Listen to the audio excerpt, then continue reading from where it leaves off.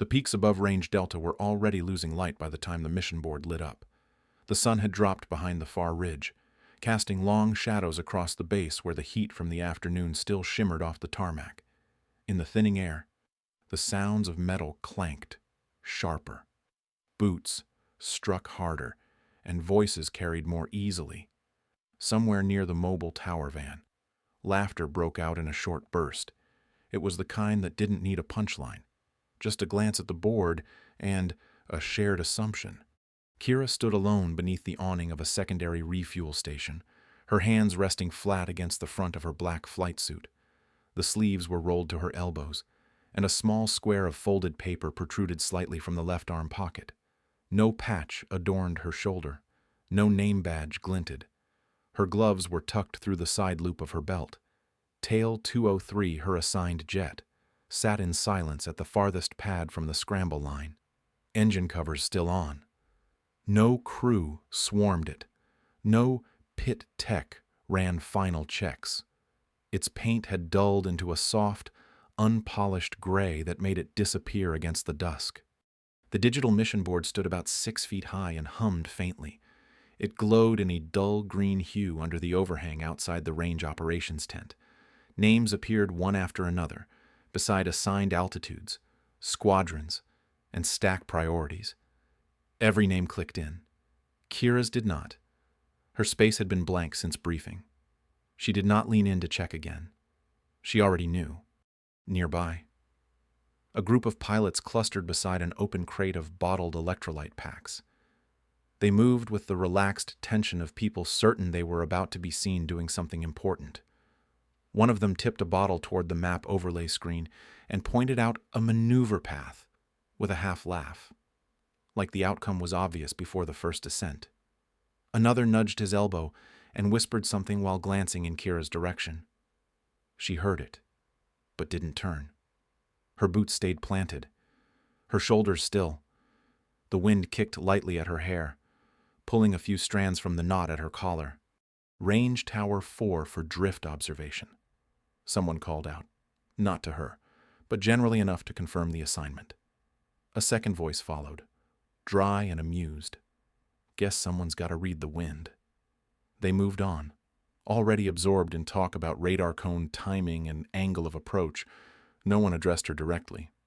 The mountains surrounding the range were high enough to cast a rolling shadow that moved inch by inch across the concrete. The high ridgelines were jagged, dusted with snow in places, their shapes familiar only to those who had flown low enough to feel their turbulence.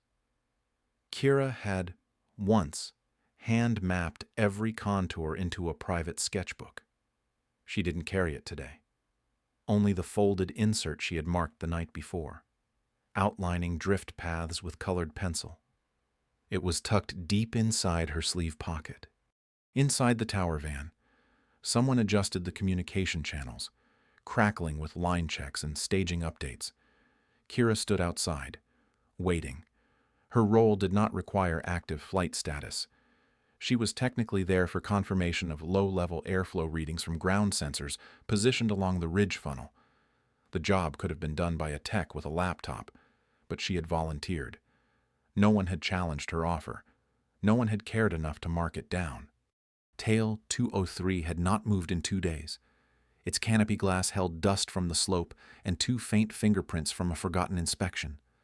The pad beside it had a shallow oil mark that hadn't been cleaned.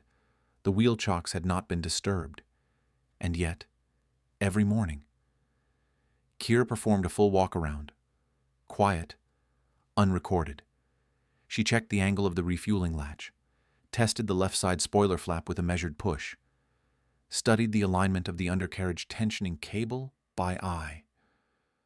The checklist lived in her memory now. Across the lot, a technician called out launch times. The voices grew more clipped. The sense of movement gathered like a low hum. Pilots strapped in. Engines turned over in pairs. The rest of the intercept stack moved as a unit, backdropped by the setting sun and the silver gleam of their jets. Tail numbers shimmered under sodium lighting. The noise grew louder as burners spun up and final calls were made. Kira didn't flinch. She had already memorized the dispersal pattern from the morning briefing. It was the same one she had reverse-engineered from last month's recordings, the same one that left a narrow window in the drift shadow west of Sector Echo. That was where she would watch. The mission commander passed her without comment on his way toward the range control bunker. His visor was flipped up, exposing the faint outline of fatigue around his eyes. He held a small tablet in one hand, flicking through data logs as he walked. He did not glance toward the van, or toward her. She did not offer a salute, not because she lacked respect, but because nothing in his posture asked for it. She climbed into the tower outpost, boots soft against the aluminum grating. The interior was dim, lit only by two small panels showing wind vectors and thermal readings. The telemetry station was basic, meant for backup, not analysis. She adjusted the seat height without thinking and laid her flight card on the edge of the panel, angled so the fold didn't cast a shadow. Her hands moved over the controls in silence. She calibrated the view, then rechecked wind shift against the slope overlay. The numbers aligned with her map. Her expression didn't change, but her shoulders settled slightly. Outside, the first jets launched. Their engines cut long crescents of sound through the air. She watched their contrails vanish behind the upper ridges. One by one, they disappeared from visual range. The tower vibrated slightly with each pass. She took a breath, adjusted her headset, and logged the first shear pulse on the display. It matched her predicted corridor almost exactly. Far below, no one looked up. Tail 203 remained dark at the edge of the lot. But Kira had already begun the intercept. In her mind, she was there, already flying. Not for glory, not for approval, only for the map, only for the truth it never failed to show. The morning sky had not yet cleared when the first round of intercept paths was assigned. The command tent buzzed with the friction of clipped voices and light boots against concrete. A screen near the front showed the digital stack formation. Each call sign rotated into a narrow cone over the southern peaks. Wind vectors updated in real time. Thin arrows drifting across the topo overlay in soft, pale green. Someone commented that it would be a bumpy run below 1,000 feet. No one said anything about the tower outpost. Major Delos moved through the cluster with the ease of someone who had been doing this too long. He carried a folded tablet in one hand, the screen lit with altitudes and tail numbers. He stopped by one of the comm chairs, pointed out an angle correction, and nodded when it was confirmed. Then his eyes passed over the group again. His voice stayed even. "We'll keep the primary stack clean today. High-low split, lateral drift interval, no surprises. Kira, you'll stay on 4. He said it like logistics. Not a decision, not a judgment, just a piece of planning that didn't require agreement. Kira didn't respond. She had been holding her folded paper for 10 minutes, thumb tracing the seam down the middle. Her hands remained steady. The paper had one corner slightly softened by sweat. She refolded it with quiet care and slipped it into the pocket above her left knee. A younger pilot across from her shifted slightly, glancing sideways. His voice dropped low enough that only a few nearby caught it. Still flying with paper. The tone wasn't cruel, just amused, like someone spotting a rotary phone on a modern desk. Another pilot leaned back in his chair and tapped the side of his helmet with 2 fingers. "Maybe she can send us a signal with her map if we lose comms." There was a short ripple of laughter. No one corrected it. Delos didn't look up. Kira stood just outside the primary arc of equipment cases and display stands. Her assigned panel was offline. There was no flight path tagged to her call sign. Her F-16 sat idle at the outer bay with a portable shade tent pulled halfway across its intake. It hadn't been turned over since the systems check 4 days prior. The oxygen bleed valve was still sealed. Across the field, the flight crews ran harness checks. The noise of ratchet straps and gear slaps created a rhythm that marked who belonged and who didn't. Kira remained on the gravel beside the concrete pad, one boot resting against the stanchion line that divided the support staff area from the launch-ready bay. She didn't step over it. She didn't need to. She had already traced every entry corridor on the drift map the night before. The southwest funnel would compress at 1,700 hours, If the lead jets pulled too sharp from the stack's trailing edge, they would kick out their own radar ghosts and collapse the return path. She had penciled that scenario into her margin notes 2 nights earlier. No one had asked to see them. A discarded comm headset lay on the folding table behind her. The strap twisted, cable dangling from the side port. It wasn't hers. It hadn't been assigned to anyone. She adjusted it gently so it didn't slide off the edge, then continued walking. The hangar tents rustled with the sound of movement and loud voices. Someone shouted about airspeed differentials over range Charlie. Another asked for visual timing on the second stack drop. Kira paused just long enough to note the altitude estimate. It was 10 feet, too low for the wind shear expected at that hour. She did not correct them. The paper in her pocket stayed folded. She had written the shear overlay in blue pencil, aligned to yesterday's topographical scan. It wasn't a simulation path.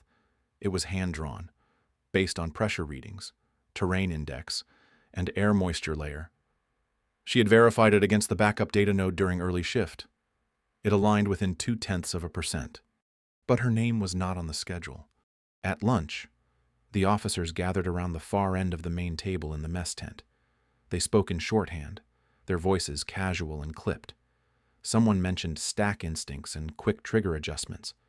Another referenced kinetic minds and how some people just had it. No one said her name, but the conversation bent in a direction she recognized. It always did. Kira sat near the exit door, eating in silence. Her tray had been placed down carefully, the utensils arranged at precise angles. No one joined her. A few looked over briefly, then looked away. After the meal, she walked the length of the equipment bay alone. She paused beside Tail 203, ran one hand along the intake housing, and pressed lightly against the panel seam. The metal was cold. The jet still hadn't been assigned a prep crew. The flight logs hadn't been updated in 72 hours. She logged it herself in the backup manifest, not because anyone would read it, because it mattered. The radar pulse control inside her cockpit had not been touched. The switch panel showed no dust displacement. No one had toggled the emit standby. The system remained dark. She liked it that way. She sat in the pilot seat for exactly 1 minute, feet flat, hands resting on her thighs. She didn't close the canopy. She didn't power the avionics. She only adjusted the trim lever slightly to test resistance. Then she stepped down, gloves still tucked at her belt loop. As the intercept team ran pre-flight checks, someone shouted across the pad. It was a call sign she didn't recognize. A junior pilot, chest still flush with adrenaline from his first intercept last week. He called out that the tower tech better keep the drift readings sharp. She turned toward him, but didn't respond. His laughter faded before it reached her. Inside Range Tower 4, the panel hummed quietly. The screen glowed with its pale wind overlays, contour lines slowly rotating across the grid. She inserted the update key, logged in with her access code, and overlaid her own prediction route on top of the default telemetry.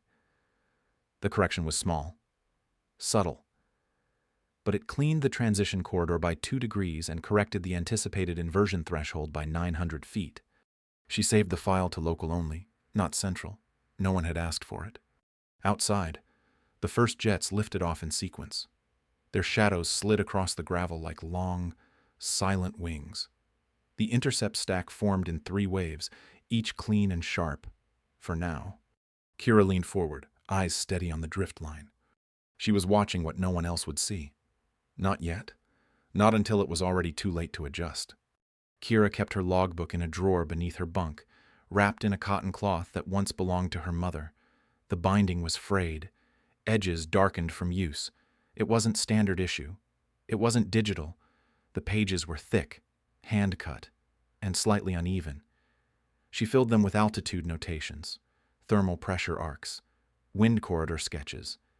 Each entry was a conversation with the air questions asked, answers recorded in pencil. Most people in her unit never saw the book. Those who did glanced once and moved on, dismissing it as decorative or nostalgic.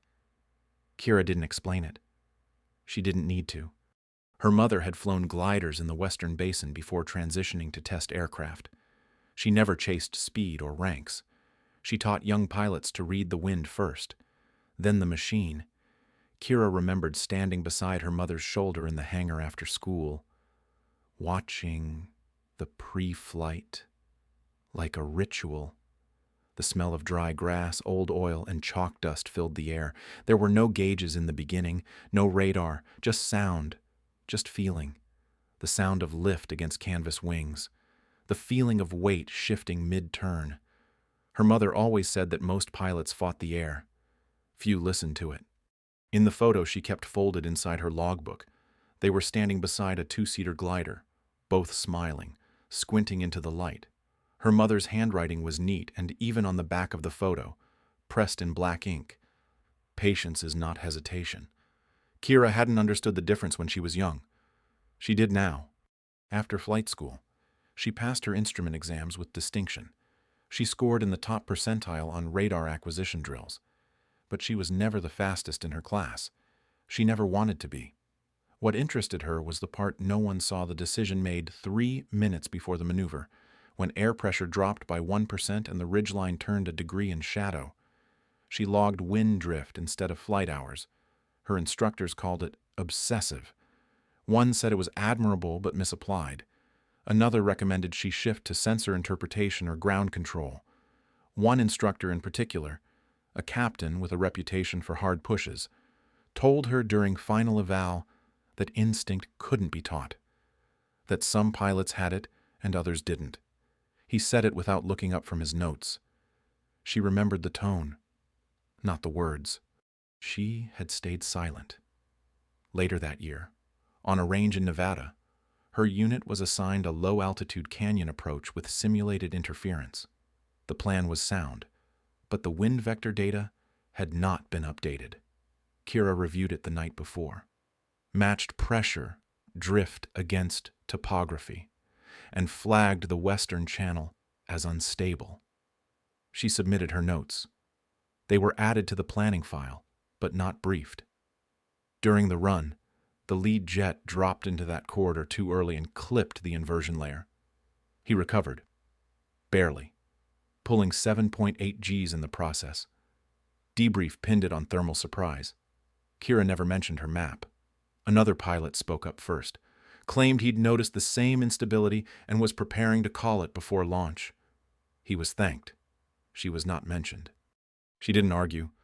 She copied the moment into her flight log, not for documentation, but memory. In the years that followed, she shifted away from group ops. She took postings that allowed more solo airtime. She ran support drills, low visibility assessments, even atmospheric samplings. She tested radar off loops in silence, refining her own vector models. Her cabin always smelled faintly of graphite and aviation fuel. She pinned elevation charts to the inside of her locker, updated them after every storm front. No one asked why. Her mission notebook carried a fuel receipt from a strip she landed on without clearance, an emergency reroute in a fogged basin when control lost her beacon. She had hand-flown the descent using pressure changes and terrain memory. No radio assist, no radar lock.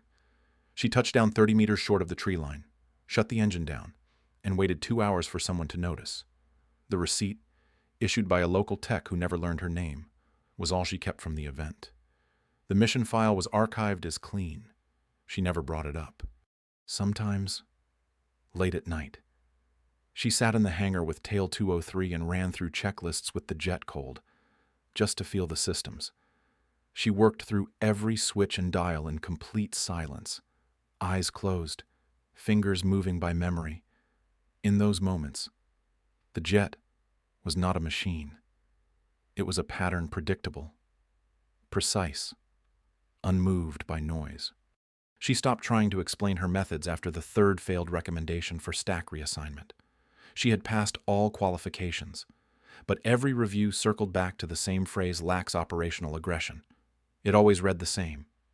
Someone once called her approach overly technical. Another, too calculated. One wrote that she preferred control over improvisation. She underlined that one and folded it into the back cover of her logbook. It reminded her what they couldn't see. They saw restraint and mistook it for fear. They saw patience and mistook it for indecision. But Kira didn't fly to be seen. She flew because the air didn't lie. The system favored the loudest signals, the radar pings, the broadcasted bravado. She flew radar off by default. Her pulse lock had not been activated in over 6 months. She trained to track heat differentials over radar returns. She mapped wind before plotting speed. In flight, she never raised her voice. She used no filler, only clean vector calls, clipped and quiet. Her quarters were plain, no medals on the shelf, just a folded blanket, a grounded kettle, and a clipped stack of topo prints secured with a cloth tie. The only decoration was the photo of the glider and the small strip of paper beside it, a handwritten note from her mother, torn from a weather report and stuck beneath the corner frame. It said, in black ink, "When in doubt, lean into the quiet." Kira had built her entire method around that line. She wasn't looking for an opening. She was reading the air for what it would eventually become. That was why she trained alone. That was why her maps mattered. Because when the time came, she would not need to predict what others might do. She would already be there, waiting, watching. Not ahead because she was faster, but because she had listened longer. The first false ping came in just after the second stack had cleared the ridge. The Rafale team, running high cover across the west flank, called visual on a flicker 30 degrees off axis. It appeared on radar for less than half a second, enough to suggest heat bloom, but not enough to confirm a lock. Their lead jet broke formation without waiting. The rest of the stack scattered to adjust. Inside Range Tower 4, Kira leaned over the telemetry panel. Her eyes traced the wind signature on the lower quadrant of the screen. There was no spike, no change in thermal rise. The mountain air held steady. She adjusted the overlay, narrowed the field of view, and keyed the local filter to isolate drift. Still nothing that matched the call. Then the second call came. Another unit registered a velocity marker dropping low behind the canyon floor. The pilot swung east, pulled a sharp descending turn, and triggered a passive pulse. Again, nothing. Kira inhaled once, steady and shallow. Her pencil hovered over the log sheet. Then she saw it. A thermal shadow. Not a signal. Not a spike. Just the smooth bow of airflow disruption behind the northwest slope. It was not indexed. It did not trigger a system alert. But the vector matched her corridor exactly. A smooth transit through stable wind at a precise elevation band. No heat curl, no false bounce, just presence. She keyed the range channel, her voice clear. "This is Tower 4. I have terrain-consistent drift through grid Juliet 9, elevation 2800, passive anomaly matching natural corridor movement." A pause followed, then a flat response. "Copy, Tower 4. No intercept assets available. Stack reorg in progress." Kira did not reply. She rose from the console, slid her pencil into the side ring of her notepad, and stepped down from the van. The wind pressed against her flight suit, dry and constant. She didn't hesitate. Her boots moved across the gravel without sound. Tail 203 waited at the end of the line, just past the range shadow. It hadn't been prepped. No signal crew waited nearby. She climbed the ladder, flipped the panel seal, and stepped into the cockpit. Inside, the silence felt deeper than usual. The seat adjusted beneath her weight with a faint creak. The cold start switch was untouched, its cover still locked. She flipped it open and pressed once. No ceremony. No pause. The power system responded instantly, a low hum building in her ears. She ran the startup checklist by hand, touching each switch without looking. Fuel feed. Avionics cold. Radar remain off. She set the transponder to silent mode and bypassed the IFF channel. Her kneeboard held a single folded sheet. Wind map. Drift lanes. Altitude match to the canyon seam. Tail 203 came to life without flash, no lights, no signal, just steady engine pitch and responsive control. On the range frequency, someone called a second abort vector. A voice tight and frustrated requested clarification on ghost ping origin. Another pilot announced they were pursuing a fast-moving contact along the wrong grid. A third responded with static. Kira keyed the tower. "This is Tail 203. Departing pad 203. Passive flight. Negative radar. No emit." No one answered. She lifted off slowly, adjusting pitch by instinct. Her hands barely moved on the throttle. The aircraft rose like it had been waiting to fly all along. She turned north by 5 degrees and dropped her nose gently into the canyon entrance. Below her, the range floor stretched in ridged layers. The mountain air carved shadows in the slope lines. Her eyes scanned each one. She didn't need a screen to know where she was. She had flown this path a dozen times in simulation. Not the official one. Her own, hand-mapped, based on pressure readings and thermal silence. She kept the throttle steady at 85%. No afterburner. Just forward push. Her HUD remained clean. No radar. No tracking aid. Only altitude, angle, and wind speed. She adjusted trim by 3 clicks. The jet responded like breath. Ahead, the corridor narrowed. Rock walls tightened on either side. Wind slipped between them in long, predictable pulses. She rode the downflow, matching her course to the drift vector. Every second, she confirmed her position with nothing more than feel. Her gloved hand rested light on the stick. Her right foot pressed gently on the rudder pedal, just enough to hold line through the next cross-draft. Then she saw it. A ripple on the far edge of her vision. Movement so smooth it barely left a trace. It rode the corridor like she did no turbulence, no spike. But it was there, moving opposite her by exact timing, not evading, not climbing, just coasting, hidden by terrain. She adjusted course by 1 degree. The HUD blinked faintly. Passive visual lock achieved. The outline appeared, faint and low. Kira did not touch the radar. She did not arm. She keyed her mic once. Voice flat. "Visual contact. Juliet 9. 80 miles. No emit. Lock confirmed." The channel held silence. She did not wait for acknowledgement. She pulled slightly right, adjusted airspeed to match parallel drift, and maintained distance. The jet moved with her like thought. Every angle she had written, every drift arc she had penciled, was now unfolding in real time. She had flown it long before she ever took off. No one on the range had this target. No one else had seen it. They had all chased noise. She had followed the wind. Tail 203 banked slightly, her flight path curling with the canyon edge. The air stayed clean. No alarms, no red, just the soft green glow of a confirmed lock. She keyed once more.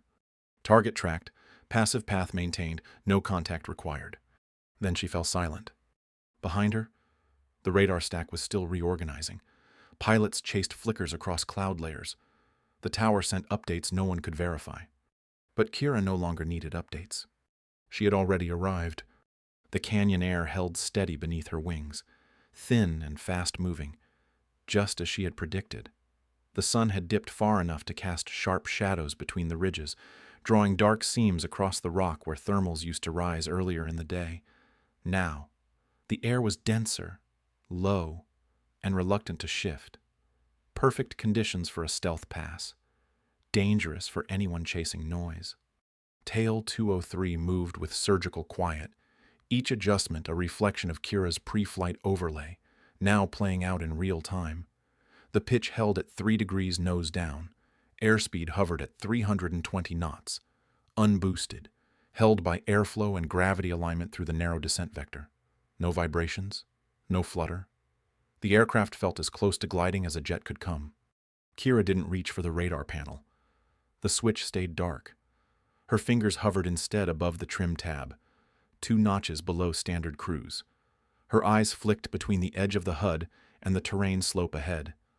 100 meters to the left, the canyon lip dropped again, revealing a long, sloped basin. On her map, this was the drift pocket, the place wind pooled before slipping into the eastern saddle. She had marked it in pencil with a narrow curve, tracing predicted movement of heatless objects moving with, not against, terrain flow. The blip appeared just above the basin floor. No outline, no confirmation, just a passive flicker in the green glow of her HUD. Altitude matched prediction exactly. Speed, 2. Kira adjusted course by less than 1 degree, just enough to keep parallel. She let the drone move ahead. It didn't know she was there. She was flying without signal, without pulse. Her own jet might as well have been shadow. Her breathing stayed even. Her hand eased off the throttle, not to slow down, but to settle. The aircraft didn't need her to push. It was already aligned with the pattern she had traced 2 nights before. A narrow arc through terrain that stayed invisible to radar, undetectable to thermal bounce. Only the air currents knew it. And she had followed them. The lock light blinked once, passive visual confirmation. Her HUD lit green. She didn't speak immediately, not out of hesitation, but intention. She verified distance 80 miles and cross-checked against slope vector and time to edge. The drone remained terrain masked, unaware. Her mic clicked on. Visual lock, 80 miles, no emit. The words carried across the channel with no static, no emphasis. Then she let the mic fall silent. There was no need to say more. Kira's eyes followed the outline of the target as it drifted down into the next corridor. It flew like it had no concern for being followed. That was its weakness. It was stealth by design, not by skill. Her intercept had never been about chasing it. She had let it reveal itself by matching what it could not control, the wind. She pulled a slow right bank, trailing the target through the second pass. Her wings cut cleanly through the transition layer. The airflow around her stayed calm. No rattle, no shake. She rolled the trim back up 2 clicks to adjust for the temperature drop. The movement was automatic, familiar. The ridge on her right cast a long shadow over the canyon floor. Beneath her, the rock lines ran in parallel, each one marking the drift she had drawn in her notes. It was all there, the wind path, the canyon funnel, the lateral compression. No simulation had ever shown it with this clarity, but her maps had. Her mind had. The drone shifted slightly, climbing 5 meters. Not enough to clear, just enough to test air density. She adjusted pitch down 1 degree. Her speed remained constant. The gap closed to 75 miles, then 72. Still no system ping. She would not force contact. That wasn't the point. The intercept was complete. The lock had held. Her silence had made it possible. Kira sat back, shoulders relaxed. The flight stick settled into her palm like an old shape. She ran her thumb along the grip without thought. The drone was still ahead, unaware. Its camouflage was flawless to sensors, but not to air. The tower didn't respond. Not at first. For several minutes, the channel stayed open but quiet. No one acknowledged her call. No one issued new instructions. She didn't expect them to. Behind her, the intercept stack continued to reposition, chasing ghosts and false returns. Their radar cones overlapped and scrambled, reading heat that wasn't there, echoing signals off their own wings. Kira stayed below all of it, off the grid, unseen. She followed the drone to the edge of the next ridge, then gently veered away, letting it drift forward, untouched. Her job was not to capture, only to confirm. She had done that. On her kneeboard, the wind map stayed clipped in place. Not a single fold had changed. She had flown every inch of it. The silence in her cockpit was whole, not empty, complete. She keyed the mic one last time. Target past East Ridge. Tracking complete. No lock breach. No emit. She waited 5 seconds. No reply. Then she powered down the HUD overlay and turned back toward the valley. Tail 203 followed her lead, smooth, obedient, quiet. The path home was already clear. The air had told her hours ago. The sun had dipped low behind the western ridge by the time Tail 203 returned. The sky above the range was streaked with the last remnants of heat haze, and the ground shimmered faintly in the settling light. One by one, the rest of the aircraft began their return arcs. Their approach patterns wide and staggered. Kira's descent was narrower, tighter to the slope. Her flaps engaged cleanly, her throttle eased down with practiced care. She brought the jet in low and quiet, touching down with no excess speed, no bounce, just a smooth grip of wheels against cooled tarmac. No one stood waiting near the pad. She taxied across the lot toward the same spot Tail 203 had occupied that morning, engine humming at a soft idle, the wind flattening only as she closed the last 20 meters. The wheels eased into place over the worn concrete guidelines. She flipped the panel switches one by one. Engine, avionics, fuel line lock. The cockpit began to dim. The last thing she shut off was the passive overlay, the green light fading from the edges of the display until only her reflection remained. She took her time unstrapping. The helmet came off first. She rested it gently on the rail beside the seat, the inside still warm from use. Her gloves she folded once and tucked under the elastic of the instrument panel. The wind map, still clipped to her kneeboard, remained untouched. Not a single pencil line had been adjusted. Every ridge, every airflow, every corridor marked before the flight began.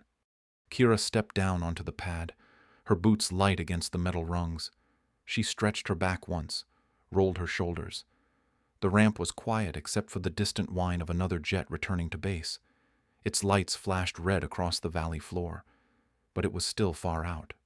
At the base of the ladder, a figure waited, one of the tower controllers. Not someone she knew well.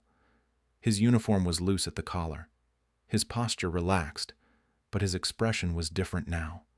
Focused, watchful. He didn't smile. He simply said, "You have the log." Kira nodded. She reached into her flight sleeve, pulled the folded sheet from the pocket, and handed it over. The controller took it carefully, smoothing the paper with both hands, eyes scanning the markings. After a moment, he tilted his head slightly, reading one of the altitude arcs more closely. "This matches what we couldn't see," he said quietly. Kira didn't answer. He looked up again. "They've been chasing echoes. You flew the actual corridor." She said nothing. He folded the map more neatly than she had and tucked it inside a field folder. Then he walked off without another word, disappearing toward the operations tent. His footsteps were light, but quick. She remained where she stood. No one else approached. Across the pad, Tail 203 sat idle, still unpainted, still anonymous among the rows of aircraft with names and crests and call signs.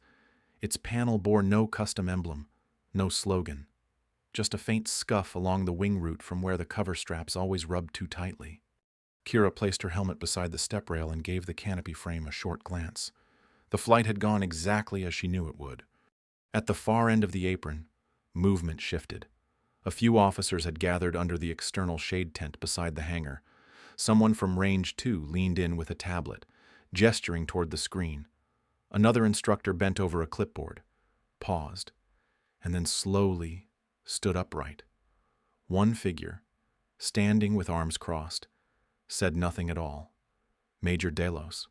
He watched her across the lot. His expression didn't change. He didn't call her over. He didn't dismiss her either. Inside the tent, someone unrolled her wind map on the table. They bent over it without commentary, eyes tracking the pencil lines that now read like a flight path executed in real time. No announcement was made. No correction issued to the tower log. The exercise wasn't formally changed. But the map kept being passed.